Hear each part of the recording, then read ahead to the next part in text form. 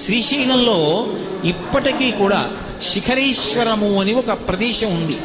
అక్కడ కొండ పైకి ఎక్కుతారు, మెట్ల దారి ఉంటుంది. ఆ పైకి ఎక్కి అక్కడ చరనంది ఉంటుంది, నంది తిప్పుతారు.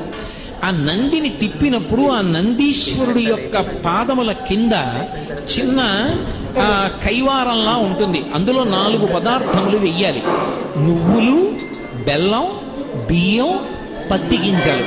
ఈ 4 వెయ్యాలి. 4 పదార్థములు వేసి నందిని గుండ్రంగా తిప్పాలి. తిప్పితే 4 నలుగుతాయి.